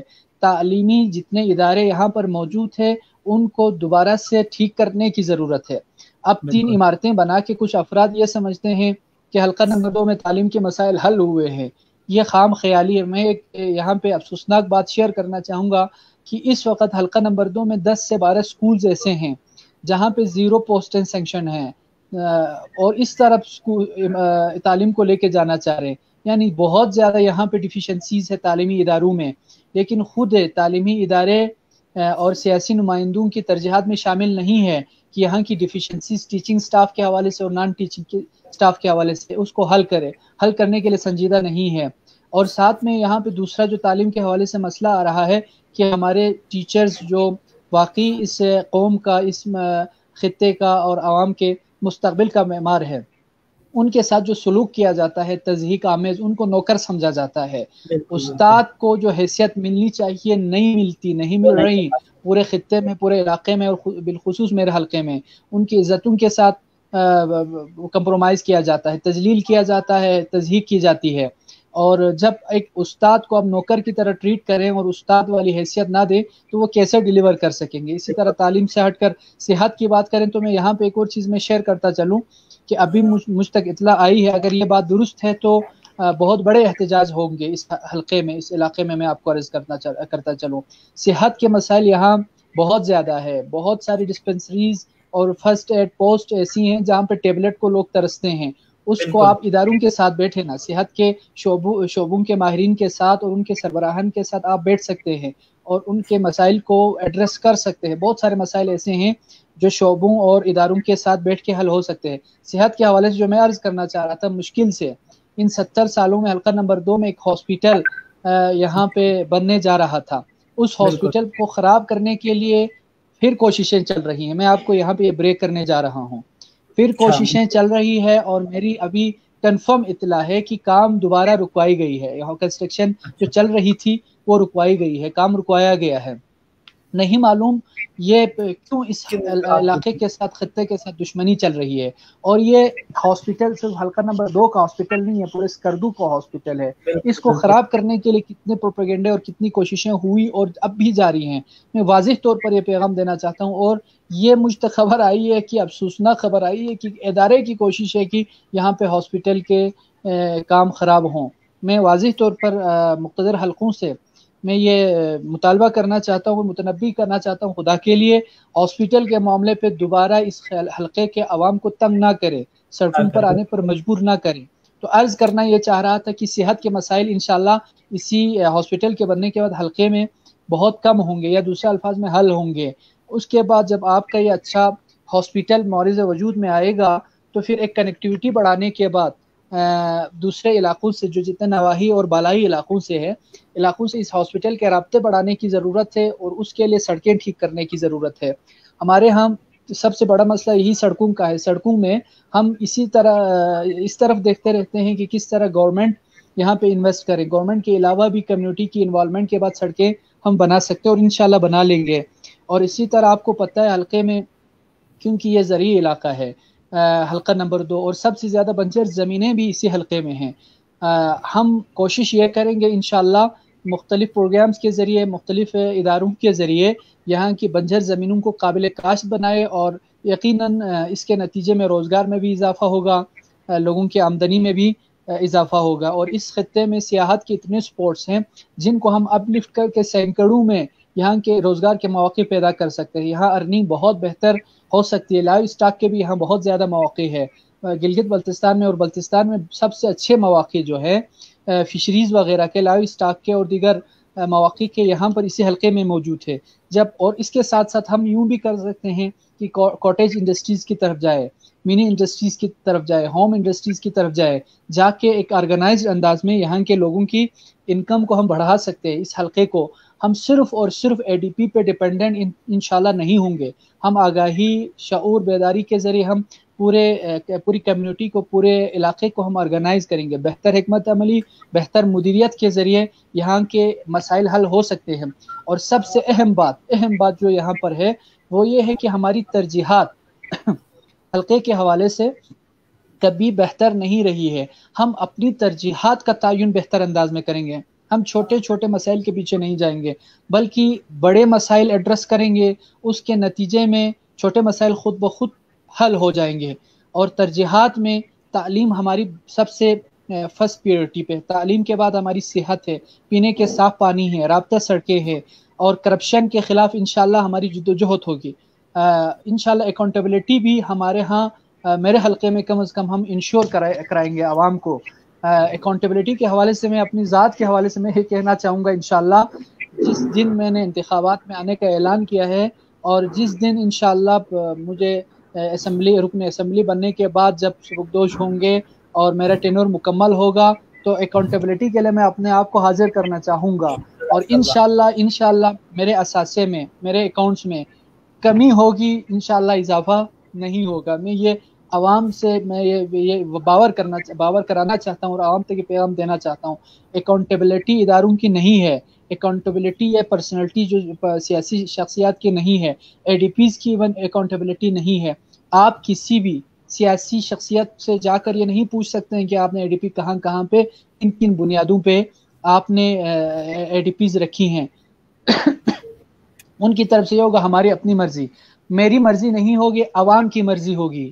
جتنی اے ڈی پیز منصفانہ تقسیم ہوگا وہ تقسیم اس علاقے کے عمائدین، بزرگان، علماء اور ان علاقے کے جوان جو باشعور افراد ہیں وہ اے ڈی پیز کا تعین کریں گے، اور ترجیحات جو ہم بتائیں گے انشاءاللہ کوشش ہوگی انہی ترجیحات پہ کام ہو۔ یوں خطے کی تقدیر بدل سکتے ہیں، عوام کو انوالو کر کے منصفانہ تقسیم سے، ترجیحات کا بہتر تعین سے، مدیریت سے انشاءاللہ۔ بہت خوب سر، آپ نے بہت اچھی باتیں کی، بہت اہم پوائنٹس پر آپ نے جو ہمارے میرا ایک سوال یہی تھا کہ ہمارے حلقے میں کون کون سے نئے مواقع ہیں جن پر کام کیا جا سکتا ہے اور حلقے کے مسائل حل کر سکتے ہیں، وہ آپ نے بہتر انداز میں پیشگی ہی سب کچھ واضح کر دیا۔ تو سر ابھی ہمارے حلقے کو جو حلقہ نمبر 2 ہے اس کو مذہبی حلقہ سمجھا جاتا ہے، اور اس کے پسماندگی کا ذمہ دار بھی سارا جو ہے نا سارا ملبہ مذہبی جماعتوں کے اوپر ڈال دیتے ہیں، تو اس کے حوالے سے آپ کیا کہیں گے؟ آپ کی آواز تو کلیئر نہیں ہے شاہ جی، لیکن کوشش ہے جو کچھ میں نے سمجھا ہے کہ آپ شاید حلقے کے حوالے سے یہ بتانا چاہ رہے ہیں کہ گلگت بلتستان میں حلقہ نمبر 2 کو مذہبی حلقہ سمجھا جاتا ہے۔ پھر میں ایک دفعہ یہ بات عرض کرنا چاہتا ہوں کہ جتنے بڑے بڑے نامی گرامی سیاستدان اس وقت میدان عمل میں ہیں وہ مذہبی جماعتوں کے ذریعے ہی سیاست میں آئے ہیں، میں نام لینا نہیں چاہتا ہوں، آپ ان کی فہرست اٹھا کے دیکھ لیجئے گا۔ بالکل۔ دوسری بات یہ کہ حلقہ نمبر 2 میں مذہبی رجحان ضرور ہے، لیکن مذہبی جماعت کو حلقہ نمبر 2 میں اس طرح جس طرح بتایا جاتا ہے کبھی مینڈیٹ نہیں ملے ہیں۔ کبھی مینڈیٹ کا مطلب یہ ہے کہ ان 70 سالوں میں آپ اٹھا کے دیکھ لیں، آغا عباس رضوی کے 5 سالہ دور اور اگلا 5 سال تو وہ پاکستان مسلم لیگ قاف کی طرف سے آئے، باقی پچھلے 5 سال کو شامل کریں، باقی 60 سال 65 سال جو ہے وہ فیڈریشن کو یہاں پہ ملی ہے موقع، یا سیاسی وفاقی جماعتوں کو یہاں موقع ملا ہے۔ تو یہ ہم نہیں کہہ سکتے ہیں کہ صرف مذہبی جماعتوں کا حلقہ نمبر 2 میں ہی ہے، نہیں، ایسا ہرگز نہیں ہے۔ اگر ہم الیکٹیبلز کی سیاست کریں جس طرح دیگر سیاسی جماعتیں کرتی ہیں تو حلقہ نمبر 1 میں بھی ہماری الحمدللہ بہت اچھی پوزیشن ہے مذہبی جماعت کی، حلقہ نمبر 5 میں بھی ہماری بہت اچھی پوزیشن ہے، حلقہ نمبر 4 میں بھی ہماری بہت اچھی پوزیشن ہے۔ ایسی بات نہیں صرف حلقہ نمبر 2 میں ہو۔ ہاں، ہم الیکٹیبلز کی سیاست نہیں کرتے، ہاں ہم اشرافیوں کو لا کے نوازنے کے قائل نہیں ہیں، ہاں ہم ٹھیکیداروں کو لا کے نوازنے کی ہم کوشش نہیں کرتے۔ ہم یہاں حلقہ نمبر 2 میں بالخصوص اور ایک بات یہ بھی میں برملا طور پر عرض کرتا ہوں، کیونکہ حلقہ نمبر 2 کی قیادت نے، مذہبی قیادت نے خطے کی تقدیر بدل دی ہے، کیونکہ حلقہ نمبر 2 کی مذہبی قیادت نے گلگت بلتستان کی قیادت کی ہے۔ کون سا مسئلہ ہے جس مسئلے پر حلقہ نمبر 2 کی قیادت نے اپنے آپ کو ثابت نہ کرایا ہو؟ ظاہر ہے جب حلقہ نمبر 2 ہی اس خطے کی پہچان بن چکی ہے، حلقہ نمبر 2 کی قیادت ہی، مذہبی قیادت نے پورے خطے کی، پورے گلگت بلتستان کی لاج رکھی ہو بہت سارے مسائل میں، عوامی ایشوز پہ، تو ظاہر ہے عوام تو اسی حلقے کے عوام کم از کم، یوں تو پورے بلتستان پر احسانات ہے اس قیادت کے، اس جماعت کے مختلف حوالوں سے۔ اگر ہم الیکٹیبلز کی سیاست سے ہٹ کر حقیقی سیاست کی طرف آئیں اور جینون قیادت کو ہم لے کے آنے کی کوشش کریں، نظریاتی افراد کو اگر سیاست میں لے آنے کی کوشش کریں، تو باقی حلقوں میں بھی ہماری الحمدللہ پوزیشن ایسی نہیں ہے اچھی نہ ہو۔ تو حلقہ نمبر 2 پہ چونکہ ہماری قیادتوں نے بہت اچھا ڈیلیور کیا ہے، تو عوام یقیناً مطمئن بھی ہوں گے، اور عوام ان قیادتوں پہ اعتماد بھی جیسے پہلے کیا ہے اب بھی انشاءاللہ کریں گے۔ سر اس میں ایک ایشو یہ ہے کہ دیگر جماعتیں جو ہے یہ الزام لگایا جاتا ہے کہ جو حلقہ نمبر 2 کی پسماندگی جو ہے وہ اس مذہبی جماعتوں کی وجہ سے ہے۔ دوسری بات یہ ہے یہاں پہ نعرے لگایا جاتا ہے، مذہب کے نعرے لگائے جاتے ہیں ووٹ مانگنے کے لیے، تو یہ کیا اس میں کوئی صداقت ہے؟ کون سے نعرے ہیں جس کے ذریعے آپ لوگ مذہبی جماعت کے جو نمائندے ہیں وہ کون سے ایسے نعرے لگاتے ہیں جس کے بنا پر آپ لوگوں کو ووٹ ملتے ہیں؟ دیکھیں، میں نے پہلے عرض کیا تھا کہ ہم اصولی سیاست کے قائل ہیں۔ کارڈ چاہے علاقائی ہو، چاہے مسلکی ہو، چاہے مذہبی ہو، چاہے لسانی ہو، سیاست میں استعمال کرنا کسی صورت درست نہیں ہے، یہ اچھا طریقہ نہیں ہے، خواہ وہ میری جماعت کے کچھ افراد کرے۔ تو میں نے کلیئرلی اپنا سٹانس بھی میڈیا میں دے دیا تھا کہ ہم مقدسات کے استعمال کو درست نہیں سمجھتے ہیں۔ آپ دیکھیں وہ سیاسی شخصیات ان نعروں کو استعمال کر رہے ہیں جو فیک آئی ڈی سے چل رہی ہیں، مجھے دکھ اس بات کا ہوتا ہے۔ رہی بات مقدسات کے استعمال اور سیاسی مذہبی حوالے سے، تو آپ اسد عاشورہ پہ دیکھیں گے، انشاءاللہ محرم پہ آپ دیکھیں گے کہ جو افراد، جو شخصیات ہماری جماعت کو پر یہ الزام لگا رہے ہیں کہ یہ لوگ مقدسات کا استعمال کرتے ہیں یا مذہبی نعرے لگا رہے ہیں، وہ خود بھی انشاءاللہ یہ مذہبی جماعتوں کا میں کہتا ہوں کارنامہ ہے کہ وہ سیاسی شخصیات جنہوں نے کبھی سوچا بھی نہیں ہوگا اپنے جلوسوں کی قیادت کا، تو وہ بھی الحمدللہ میدان میں آ گئے ہیں۔ یہ کریڈٹ بھی ہمیں آپ دے دے انشاءاللہ۔ یہ ہم نے ٹرینڈ سیٹ کرنا ہے کہ ہم عوامی ہے، عوام کے مسائل میں بھی جہاں ان ہوں گے وہاں مذہبی معاملات میں بھی سیاسی جماعتیں بھی مذہبی جماعتوں سے انشاءاللہ آگے ہوں گے۔ یہ ٹرینڈ، یہ کریڈٹ بھی مذہبی جماعتوں کو آپ کو دینے کی ضرورت ہے کہ وہ مذہب سے اپنے آپ کو الگ سمجھتے تھے، الگ نہیں ہے۔ یہ بات میں عوام تک بھی یہ پیغام دینا چاہتا ہوں واضح طور پر۔ چند لبرل جماعتیں، چند کمیونسٹ جماعتیں یہ پیغام دینا چاہتی ہیں، یہ لوگوں کی رائے بدل دینا چاہتی ہے کہ سیاست کا مذہب سے، اخلاقیات سے، دینیات سے کوئی تعلق نہیں ہے، یہ بتانا چاہتا ہے، اور تقریباً یہ غلبہ ذہنوں پر موجود ہے۔ میں یہاں پہ واضح اور دو ٹوک انداز میں یہ کہنا چاہتا ہوں کہ دین آپ کو کسی بھی معاملے میں تنہا نہیں کرتا۔ جب آپ یہ کہتے ہیں کہ دین اسلام ایک مکمل ضابطۂ حیات ہے، کیسے ممکن ہے مکمل ضابطۂ حیات آپ کو رہنمائی نہ کریں کہ آپ کا جب رہبر اور رہنما اور نمائندہ منتخب کرتے ہوئے دین پہ آنکھیں بند کر لیں؟ آپ کھیل کے میدان میں جائیں تو دین بتاتا ہے وہاں آپ کے اخلاقیات کیا ہونا چاہیے۔ آپ کسی سے معاملات کرتے ہوئے دین آپ کو یہ بتاتا ہے۔ ایون مرنے کے بعد آپ کو کس کروٹ سلانا ہے، کفن کی کتنے ٹکڑے ہونے ہیں، ناخن تراشتے وقت کس انگلی سے شروع کرنی ہے، کس انگلی پہ ختم کرنی ہے۔ معذرت چاہتا ہوں، کیا وہ دین آپ کو یہ نہیں سمجھاتا، یہ نہیں بتاتا کہ آپ نے اپنے تمام تر اختیارات جب کسی کو دینے ہیں، آپ نے اپنی تقدیر کے فیصلے جب کسی کو آپ نے سونپنے ہیں، آپ نے اپنی تمام تر امانتیں 5 سال کے لیے کسی شخص کو دینے ہیں، تو کیا اس وقت دین خاموش رہے گا؟ نہیں رہے گا۔ دین کچھ اصول بتائیں گے آپ کو، دین آپ کو کوئی طور طریقہ بتائے گا کہ جس کے تحت آپ نے اپنے لیے رہبر اور رہنما کو منتخب کرنا ہے۔ تو ایسا نہیں ہے کہ دین کو سیاست سے جدا ہو، دین سیاست سے تو رہ جاتی ہے چنگیزی، جلال پادشاہی ہو کہ جمہوری تماشا ہو، جدا ہو دین سیاست سے تو رہ جاتی ہے چنگیزی۔ یہ اقبال الجناح کا پاکستان ہے، یہ گاندھی کا انڈیا نہیں ہے۔ جہاں پہ لبرلزم کی بنیاد پہ سیاست کریں. یہ جناح ہو اقبال کا پاکستان ہے جس میں قرآن و سنت کے مطابق سیاست ہونی چاہیے, جہاں پہ معاملات قرآن و سنت کی بالادستی میں ہونے چاہیے. تو یہ کلیئر میرا موقف ہے کہ دین خاموش نہیں ہے اس معاملے میں بھی. دین ہمیں بتاتا ہے کس شخصیت کے ساتھ جانا ہے, کس جماعت کے ساتھ جانا ہے, کس نظریے کے ساتھ جانا ہے. ٹھیک ہے سر, ابھی آپ کے جماعت جو ہے وفاق میں اس حکومت کے اتحادی جماعت سمجھا جاتے ہیں, اور ابھی سننے میں آ رہا ہے گلگت بلتستان میں بھی سیٹ ایڈجسٹمنٹ کی جو باتیں ہو رہی ہے, اور خصوصاً ہمارے حلقے میں, تو اس پر آپ کیا کہیں گے؟ کیا کوئی ایسے واقع ہے کہ سیٹ ایڈجسٹمنٹ کا تحریک انصاف کے ساتھ کوئی ایسا نظام ہے؟ ایسا ہے کہ وفاق میں ٹھیک ہے, وفاق کے ساتھ ہماری جماعت کی انڈرسٹینڈنگ ضرور ہے. پاس میں سیٹ ایڈجسٹمنٹ بھی ہوئی تھی, لیکن الائی کہنا بہت حد تک درست بات نہیں ہے. وفاق میں ان کے ساتھ انڈرسٹینڈنگ ہے, یہ درست ہے. اور جہاں تک یہاں پہ سیٹ ایڈجسٹمنٹ کی بات ہے, آپ جانتے ہیں سیاست میں کوئی چیز حرف آخر نہیں ہوتی. اس کے باوجود ہم یہ دعوے نہیں کر سکتے کہ آج ہم جا رہے ہیں وفاق کے پاس اور وفاقی سیاسی جماعت کے پاس, اور ہمارے سورسز ہیں, اور ہم وفاق کے ٹکٹ لے کے آئیں گے یا وفاق کو اپنے وفاقی جماعت کو اپنے حق میں بٹھائیں گے. ہم یہ دعوے نہیں کر سکتے, قبل از وقت ہوگا ایسی باتیں کرنا.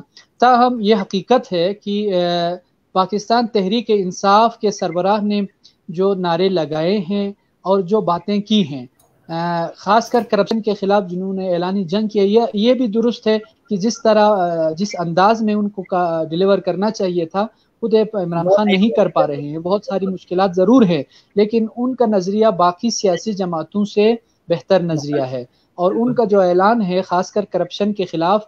اور پھر سب سے اہم بات میں یہاں پہ عرض کرنا چاہتا ہوں وہ یہ ہے کہ انہوں نے ریاست مدینہ کا جو نظریہ پیش کیا, جو خواب دیکھا ہے, یہ ہر مسلمان کی آرزو اور ارمان ہے.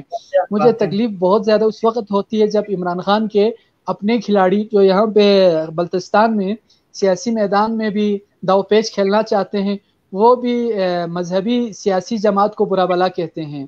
ان کو شاید یا تو اپنے سربراہ کے نظریے کا علم نہیں ہے, اس سے واقفیت نہیں ہے, یا وہ اپنی ہی جماعت کے خلاف چل رہے ہیں.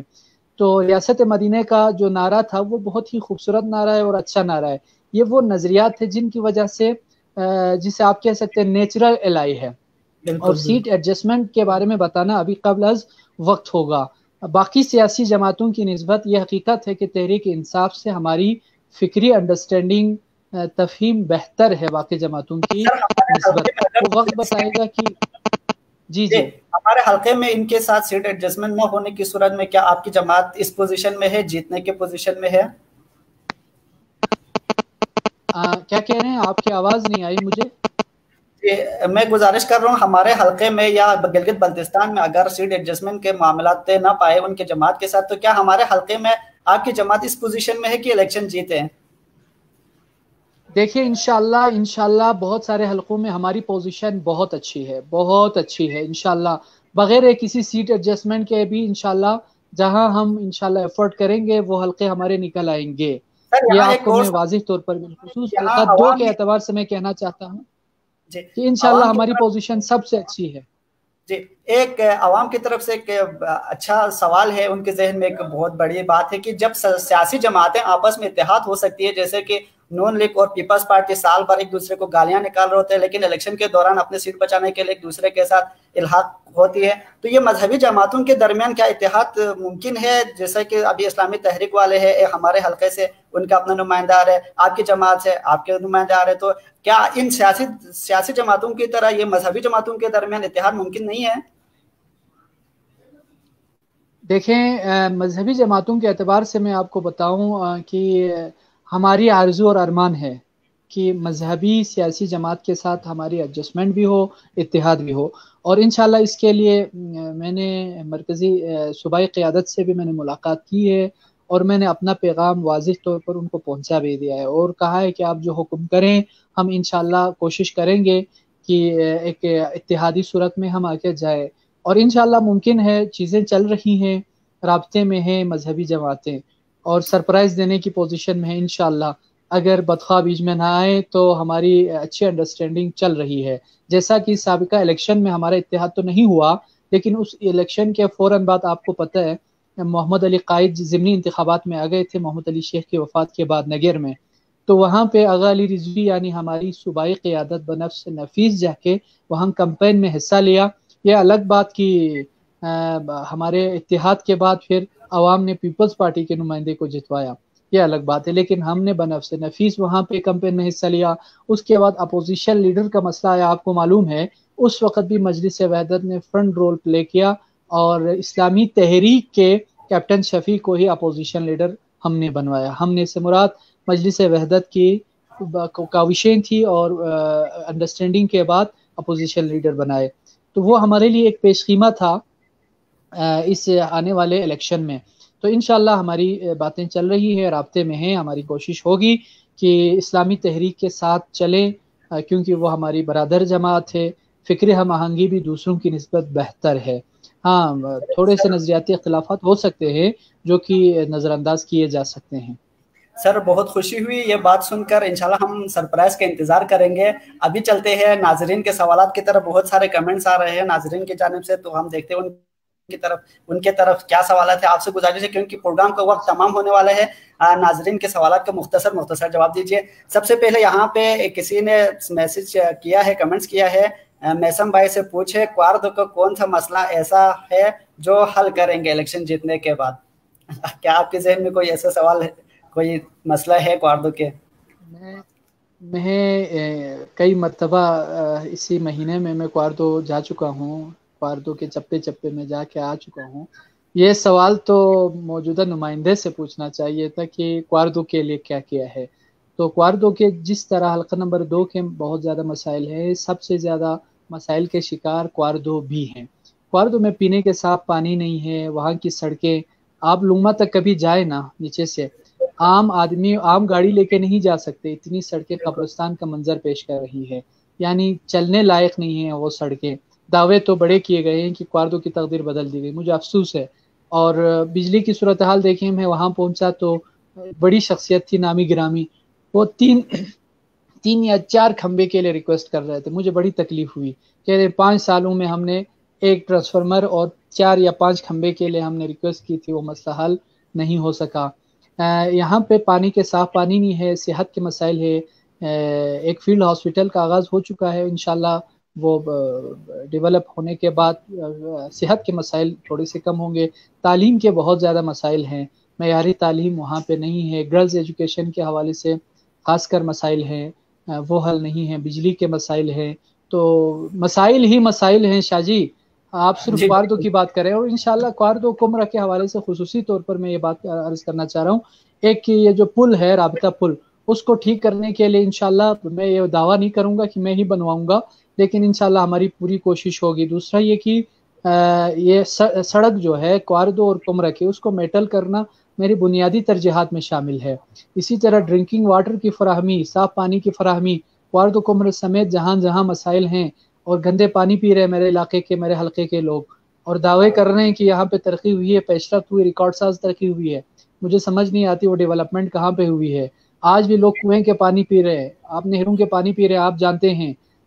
تو یہ مسائل ہیں، کیا کریں، بہت زیادہ مسائل ہیں. ہاں جی، اس کو انشاءاللہ ایک ایک کر کے ہم ایڈریس کریں گے اور ہم توانائی رکھتے ہیں. جی کوارڈو سے اور بھی بہت سارے سوالات آئے ہوئے، تو میں یہاں ایک بات واضح کرنا چاہتا ہوں کہ کوارڈو کے جو مسائل ہے، جیسے کہ آپ نے کہا موجودہ نمائندے کو پوچھنا چاہے، تو میری کوشش تھی موجودہ نمائندے کو بھی بلائیں عوامی عدالت میں، لیکن بہرحال کچھ بھی ہو، وہ لوگ ابھی پتہ نہیں کوئی مسئلہ پیش آ رہا ہے یا کیا مسئلہ ہے، دیکھتے ہیں بعد میں کب تک وہ ہمارے عوامی عدالت میں آتے ہیں. کوشش ہماری ہوگی. تنویر صاحب آپ نے جو کمنٹس کیا ہے، سوال کیا ہے، وہ میرے خیال میں پہلے ہو چکا ہے. آپ نے پوچھا ہے فرسٹ سیٹ اپ آپ کا حلقے میں کیا ہوگا، تو میسم بھائی نے پہلے ہی اس چیز کو واضح کر دیا ہے، تو اس پہ مزید ہم ٹائم ویسٹ نہیں کریں گے، بلکہ آگے چلتے ہیں. اور کس کا کون سے سوال ہے دیکھتے ہیں، بہت سارے آئے ہوئے ہیں. آپ کو سیاست میں آنے کا شوق تھا یا کسی کا پریشر ہے؟ یہ اہم آپ کے لیے سوال آیا ہے کہ سیاست میں آنے کا شوق آپ کو ہی تھا یا کسی کے پریشر کی وجہ سے آیا ہے؟ کیا کہہ رہے ہیں آپ؟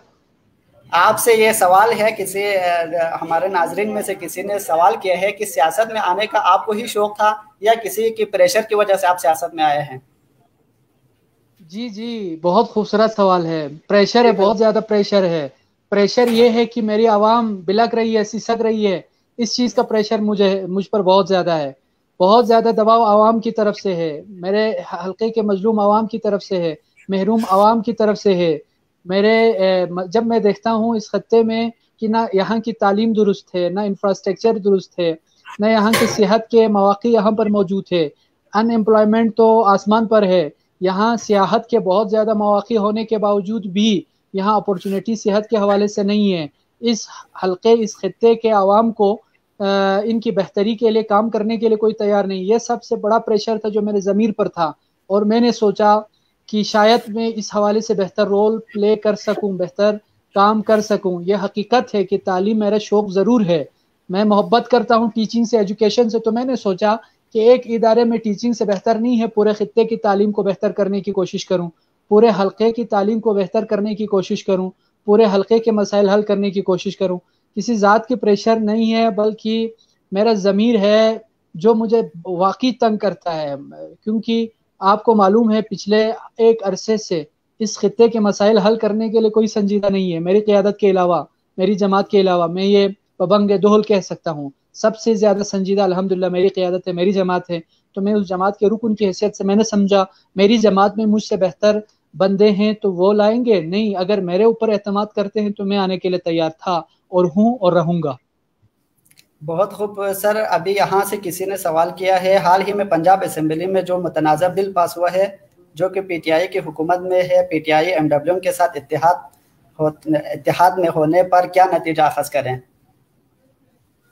دیکھیں، میں نے پہلے عرض کیا کہ مرکز میں اتحاد نہیں ہے، سیٹ ایڈجسٹمنٹ ہوئی تھی.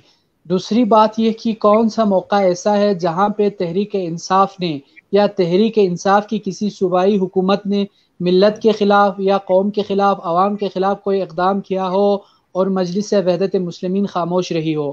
ابھی بھی مجلس وحدت مسلمین پاکستان کے سٹرانس اس حوالے سے سب سے مضبوط ہے.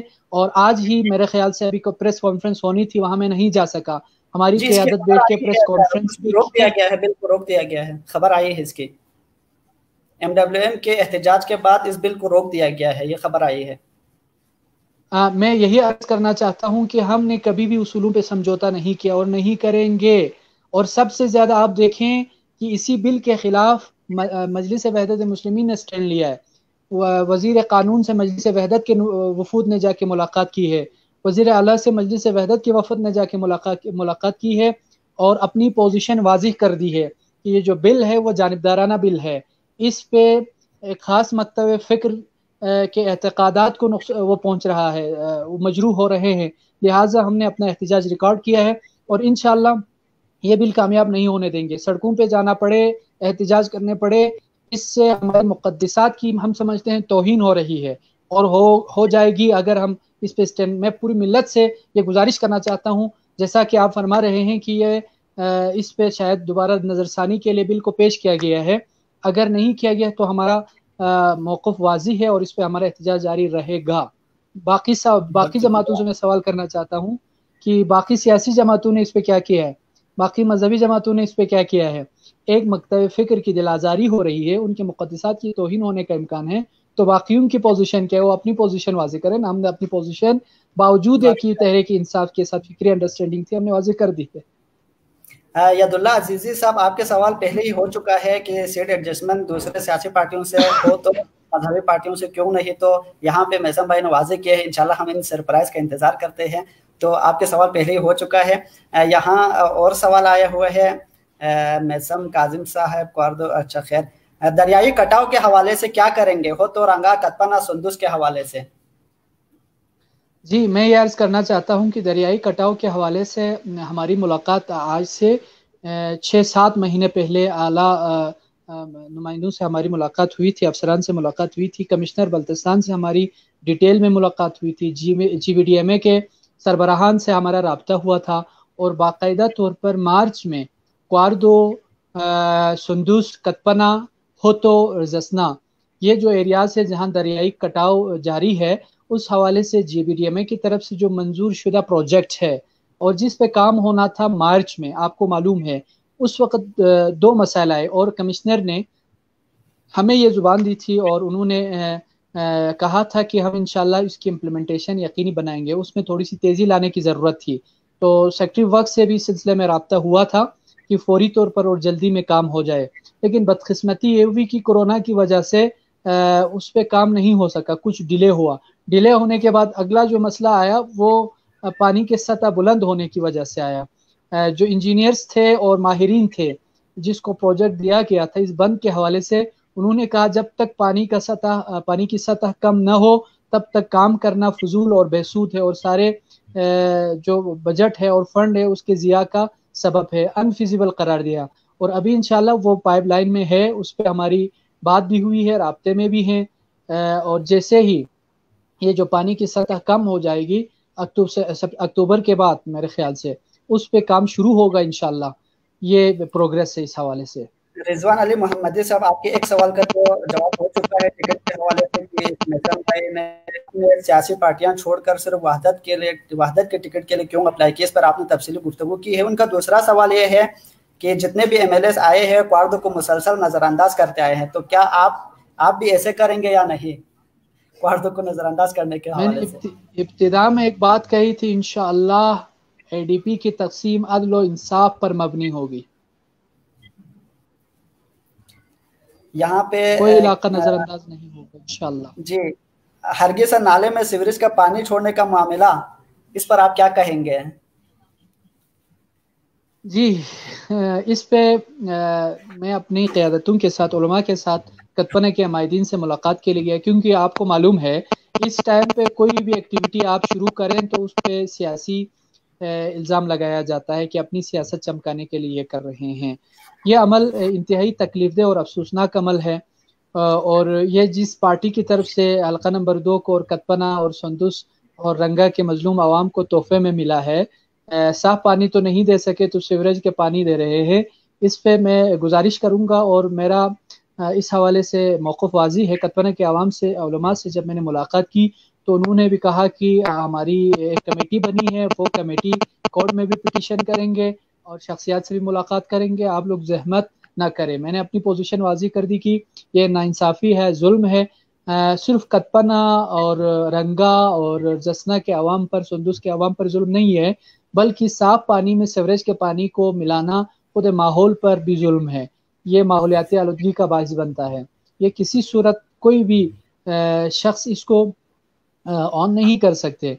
मैं इंतज़ामी अफसरान से और इदारों से भी ये जानना चाहूँगा कि क्यों कर आप इजाज़त दे सकते हैं कि उस साफ पानी में और ऐसा पानी में जिस पानी को लोग पीने के लिए इस्तेमाल करते हैं उसमें सीवरेज के पानी इस्तेमाल करें, खा वो बर्तन धोने का पानी हो या कपड़े का पानी हो, खा वो गटर का पानी हो, है गंदा पानी। उसका इस्तेमाल सिर्फ इस्तेमाल गलत नहीं है, बल्कि उस साफ पानी के नाले में, हरगिज़ नाले में छोड़ना ही खिलाफ ज़ाबिता है। मेरा ख्याल है इसका हल निकल सकता है, ट्रीटमेंट प्लांट लग सकती है और मुतबादिल रूट के ज़रिए कहीं और गिरा सकते हैं। मैं इतना कहूँगा। अलबत्ता जब अमायदीन ने वाज़ेह तौर पर कहा कि जहाँ आपकी ज़रूरत पड़ेगी, आगा साहब की, आगा अली रिजवी की ज़रूरत पड़ेगी, हम बुलाएंगे, तो हमने कहा फिर ठीक है, हम हाजिर है। अभी तक वो काम मेरे ख्याल से स्टेटस को पर है। सर, यहाँ एक अहम सवाल आया है, वो भी आपके गालिबन आपके अपने पार्टी के किसी जिम्मेदार ने सवाल किया है कि आपको जीतने के बाद जो है पार्टी कायदीन से मुशावरे से काम करेंगे या अपनी पसंद नापसंद से करेंगे? अल्हम्दुलिल्लाह हमारे जितने फैसले होते हैं पार्टी कायदीन और जमाअत ही करती है, फर्द की कोई हैसियत नहीं है। अल्हम्दुलिल्लाह इस जमात में अगर हैसियत है तो पार्टी की है, आवाम की है और इदारों की है। तो यकीनन इस पार्टी के हर फैसले, इस क़यादत के हर फैसले पर हर मुमकिन में अमल दरामद कराएंगे इंशाअल्लाह। बहुत शुक्रिया सर। आप बाकी नाजरीन आपसे माजरत चाहता हूँ क्योंकि टाइम काफ़ी आ चुका है, बहुत सारे सवाल आप लोगों के रह चुके हैं। इंशाल्लाह आप लोग मैसम भाई से डायरेक्ट राबिता कर सकते हैं, उनसे पूछ सकते हैं, उनके सवाल बहुत सारे कुछ सवाल रहते हैं, उनसे माजरत क्योंकि टाइम काफ़ी आ चुका है, प्रोग्राम का वक्त भी ख़त्म होना चाहता है। तो सर आपसे आखिरी दफ़ा मैं ये गुजारिश करूँगा कि आप अपने कारकुनान को और जो हल्के के अवाम है और इनको क्या पैगाम देना चाहते हैं? میں آخر میں یہ پیغام دینا چاہوں گا، انشاءاللہ وہ وقت وہ زمانہ ختم ہو چکا ہے کہ روایتی سیاست کے ذریعے پیراشوٹرز کو ہمارے اوپر لا کے بٹھائیں، ہمارے اوپر روایتی سیاستدانوں کو اٹھا کے ہمارے اوپر رکھیں اور وہ وقت گزارے۔ اب وہ زمانہ گزر چکا ہے، اب یہ زمانہ آ گیا انشاءاللہ اب عوام کی آواز اسمبلی میں جائے گی، انشاءاللہ حقیقی عوامی ترجمانی اسمبلیوں میں ہوگی، انشاءاللہ عوام کے مسائل کے لیے پہلے آپ کے نمائندہ اٹھیں گے اور گفتگو کریں گے، عوام بعد میں آئیں گے۔ انشاءاللہ کوئی بھی مسئلہ ہو تو پہلے آپ کا نمائندہ آئے گا، اور ایسے کام کے لیے اور اس مقصد کے لیے میں عوام سے، کارکنان سے میں گزارش کرتا ہوں کہ اپنے حوصلے بلند رکھیں، بابصیرت رہیں، باشعور رہیں۔ بہت سارے افراد آپ کو سبز باغ دکھانے کی کوشش کریں گے، ان سبز باغ کے پیچھے نہ جائیں، آپ ضمیر کی آواز سنیں، آپ اپنے دل کی آواز سنیں اور دیکھیں اور جانیے کہ کون ہے جو عوامی مسائل کی ترجمانی کے لیے بہتر آواز بلند کر سکتا ہے، کون ہے جو ڈیلیور کر سکتا ہے، کون ہے جو کشتیاں جلا کے نکلے ہیں تاکہ اس خطے کا، اس علاقے کی تقدیر بدل سکیں، کون ہے جو واقعی عوامی مسائل کے دکھ درد کو نبھا سکتے ہیں اور جان سکتے ہیں، کون ہے جو ویژن، بصیرت اور ایک حکمت عملی کے ساتھ اس علاقے کے مسائل حل کرنے کے لیے ایفرٹ کر سکتے ہیں، کون ہے جس کے پاس کرپشن کے حوالے سے زیرو ٹالرنس ہے، کون ہے جس کے اقربا پروری کے حوالے سے زیرو ٹالرنس ہے۔ آپ حوصلے بلند رکھیں عوام سے اور بالخصوص کارکنان سے۔ انشاءاللہ بلتستان میں مجلس وحدت کی پوزیشن بہت اچھی ہے، اور ہم حکومت میں انشاءاللہ بہت اچھی پوزیشن میں ہماری جماعت جائے گی، اور جب ہماری جماعت جائے گی، آپ کو پتہ ہے ماضی میں آپ دیکھ چکے ہیں کہ ہماری جماعت جب عوام کے لیے کام نہیں کرے گی، کوئی فرد، ہماری جماعت کا کوئی فرد کام نہیں کرے گا، تو پھر اس کا احتساب بہت سخت ہوگا، بہت کڑا احتساب ہوگا۔ اس کڑے احتساب کے لیے اس جماعت کا ساتھ دیں، اس نظریے کا ساتھ دیں، جیسا کہ اس جماعت نے بہت سارے مسائل میں، بہت سارے ایشوز پہ عوام کا ساتھ دے کے عوام کو بہت سارے مسائل سے نکالے ہیں، نجات دیے ہیں، اور انشاءاللہ سیاست کے میدان میں بھی آپ ساتھ دیں گے تو آپ کے اور بھی مسائل حل ہوں گے، آپ کی ترجمانی ہوگی، خطے کی تقدیر بدلیں گے۔ اور بالخصوص میں جوانوں سے اور پڑھے لکھے افراد سے میں گزارش کروں گا کہ میں نے جو کوشش کی ہے ٹرینڈ سیٹ کرنے کی، آج میری باری ہے سیاست کے میدان میں آنے کی، کل انشاءاللہ آپ کی باری ہوگی۔ آپ زیادہ اہلیت رکھتے ہیں جو پڑھے لکھے اور جوان نسل ہے، آپ عزم کریں، ارادہ کریں، آئے اس میدان میں۔ مجلس وحدت سے بہتر میدان آپ کے لیے سیاست کرنے کو نہیں ملے گا، مجلس وحدت سے بہتر میدان آپ کو خدمت کرنے کے لیے نہیں ملے گا، مجلس وحدت سے بہتر میدان آپ کو عوام کی ترجمانی کے لیے آپ کو نہیں ملے گا۔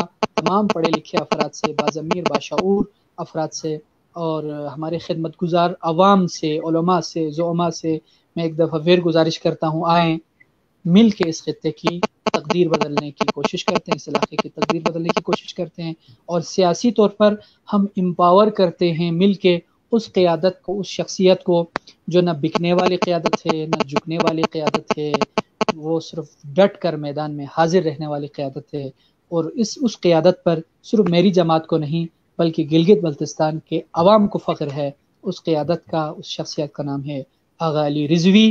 ہم سب کی اخلاقی ذمہ داری ہے کہ اس کی سیاسی طاقت میں بھی، قدرت میں بھی اضافہ کرے، تاکہ وہ اپنے نہیں، آپ کے حلقے کے، خطے کے اور پورے عوام کے مسائل حل کر سکیں، اور وہ کر کے دکھائیں گے انشاءاللہ۔ بہت شکریہ سر، آپ نے وقت دیا۔ ناظرین آپ کا بھی انتہائی شکر گزار ہوں، اور جن ناظرین کے کچھ سوالات تھے کوئی تو اس کو میں معذرت چاہتا ہوں کیونکہ ٹائم کافی ہو چکا ہے، وقت پروگرام کا ختم ہو چکا ہے۔ تو انشاءاللہ سر آپ کا بہت شکریہ، ایک دفعہ پھر شکر گزار ہوں، آپ نے اپنے قیمتی وقت میں سے وقت نکال کے منشور کو پہنچایا، اور آپ کے جماعت کے جو منشور ہے آپ کے، ان کو آپ نے پہنچایا، آپ کا میں انتہائی شکر گزار ہوں۔ اور ناظرین آپ لوگوں سے بھی میں، آپ لوگوں کا بھی شکر گزار ہوں، پروگرام کے اول سے لے کر آخر تک ہمارے ساتھ رہے، کمنٹس کیے، ہماری حوصلہ افزائی کی۔ تو ناظرین اگلے پروگرام تک کے لیے مجھے اجازت دیجیے، خدا حافظ۔